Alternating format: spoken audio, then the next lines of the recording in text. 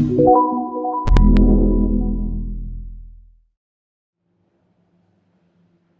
everyone and welcome back to another Guild Wars 2 build video. I am playing Shortbow Renegade, mostly because of the new balance to the shortbow with the third skill. It is so much better to use. Let me just tell you, as someone who had issues with the shortbow and still has issues with the fourth skill, like, case in point, you can't shoot it behind you, but you can shoot every other AoE behind you, well, except for legendary renegade abilities, because suddenly they have no valid path to target. I don't know why. But, yes, it is a bit strange still. You can use that. I don't know why. Anywho, yes, I wanted to play around with the shortbow, of course, because of the third ability, and I'm having a lot of fun and a lot of success with this build that I'm running. So I'll just do a little video on it, I guess. So we're gonna go straight into the build. We're not wasting any time here. So I'm actually running the Sage Amulet, mostly for power and condition damage, of course, but slight survivability with the healing power and vitality. For my rune, I'm taking Rune of Ore, condition damage, and, you know, reduced condition damage on myself so I don't die as fast. Sigil of Misery, Sigil of Intelligence, and Sigil of Escape. Wonderful. Let's move on to the actual specialization and builds. For the most part, I'd say this is fairly defensive. I wanted to focus on defense because I knew I could do a lot of damage with conditions. I'd much rather be able to stay in a fight than not be able to stay in a fight, if you know what I mean. So for corruption, I'm taking Demonic Defiance, Demonic Resistance. Even though this ability was nerfed a little bit, I do think it was, you know, kind of needed, I guess, but it's still pretty nice. And then Fiendish Tenacity. Reduced healing, of course, with a balance patch, but still is really great. Or I will say you could probably take Permeating Pestilence if you really, really want to. Next up, Invocation.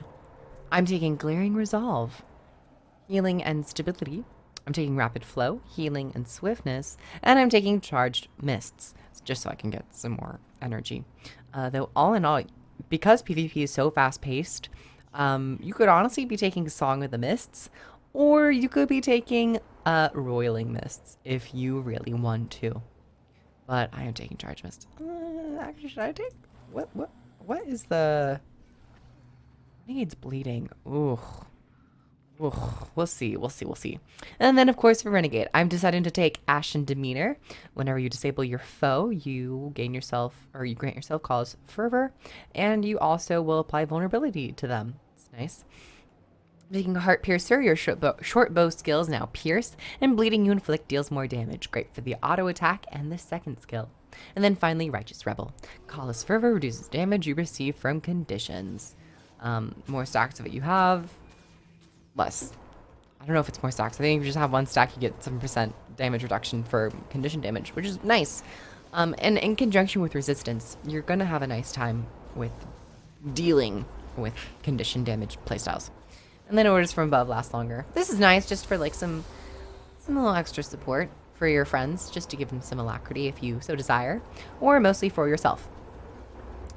That's pretty much the build. I mean, I'm taking short bow and I'm taking mace and axe. You guys know what those abilities do. I really do love. When I say I love, I mean like it's really great. This third ability now, and when you get it to pierce, oh, it's so nice. So nice. I do wish that, see, if you're trying to run away, you can't even do that, but you can turn around and do this. It just doesn't make any sense. I don't know why they still haven't fixed this. You can only shoot it when your character is actually looking in that direction. It's a weird balancing thing. If it's a balancing thing, I disagree with it entirely, because no other ability or weapons really have that function. So, yes. Let me move over to the gameplay section and discuss my thoughts on this build and how I go about it. Moving over to the gameplay section. Okay, everyone. Welcome to this gameplay section. I am going to be going through quite a few of the fights. This was a very good game, I'd say. And point in case for this build, this very first fight is a great example of how much pressure this build and Renegades in general can apply to a point. Their summons honestly have such a large radius that it is the most powerful factor of I'd say, these spirits or summons. I guess I'll continue to refer them as legendary renegade abilities. Here I get a little interrupt. I tried to get her down, but she did end up kind of skirting away. But for the most part, with this build, I tried to stay back and barrage enemies with my short bow. Here, if you are trying to chase someone who's low and maybe get a confirmed kill on them, you can swap to your mace and axe. But going back to what I was saying, the renegade and the legendary renegade utility skills, they honestly have such an impressive radius that it's kind of ridiculous. I do think that spirits could be improved in other ways, but now that I've been playing it for a couple games and quite a few games, I've realized not only playing as it, but playing against it, spirits are really hard to play against. I know they're killable, but for the vast radius alone, it's really, really strong. Especially my 8th slot skill. I forgot the names of them, I'm so sorry. But the 8th one is really, really strong, and I actually wouldn't mind if they toned down the radius of it just a little bit. The 7th and 9th skill I can kind of agree with, but the elite could also have a little bit of a radius shrink, just a bit, just to bring it down, because at this point they go over the point. Here we're getting a couple confirmed kills, just gameplay showcasing this ability. But to reinforce when I am playing this build, I've tried to mix it up and I've gotten myself in situations with melee. However, with the improvements to the shortbow 3rd skill, you can really have a wonderful time just playing from ranged and dropping your spirits down on points or around the points.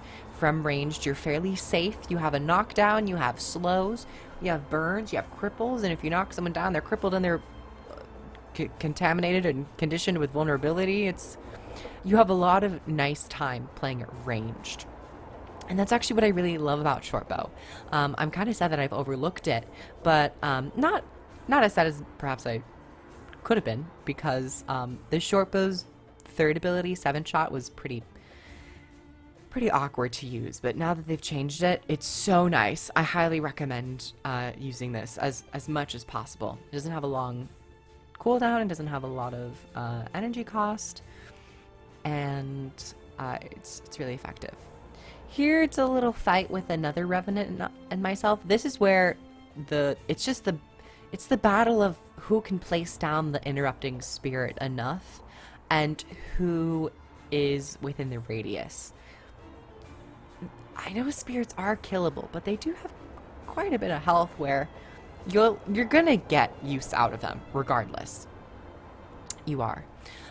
Here I break my stun, I get some resistance, so with that resistance I'll manage to get a little bit of healing but also avoid his conditions because he is playing Renegade and Jealous and access to some conditions. Thankfully I managed to burn him down long enough and this fight was a bit done.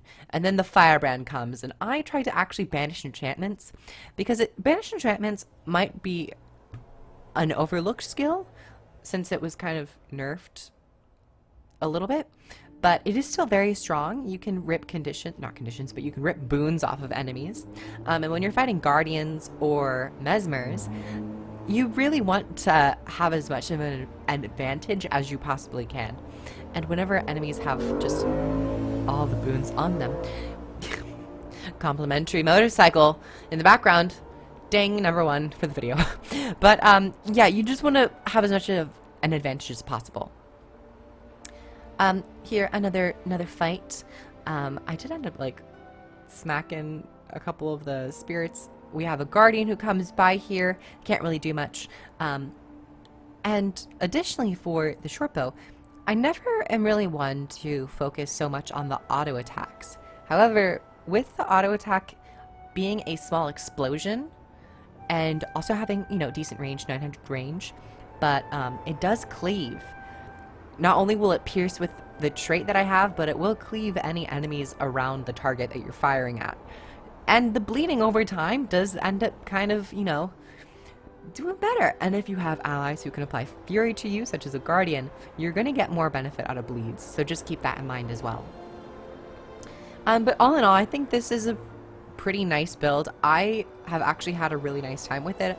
I used to think Renegade was really difficult, and Revenant in general, but I've been playing it more and it's actually pretty easy. And I think anybody who wants to get into this, Kala and the Spirits are probably your easiest thing to go with because it's a fire and forget. You don't have to really set it up. And honestly, I think that's a fault to the direction of Guild Wars 2 balance in terms of they're just pumping so much skills into the game with such large radiuses that you don't need to think about strategy. You just kind of put them down and then you're gonna get effect out of them. You're gonna get use out of them. So for a new player playing a Renegade, this is probably your nice time. You have a lot of defense as well, and whenever you break a stun, you'll heal, and you know you're healing when you're ever using your abilities.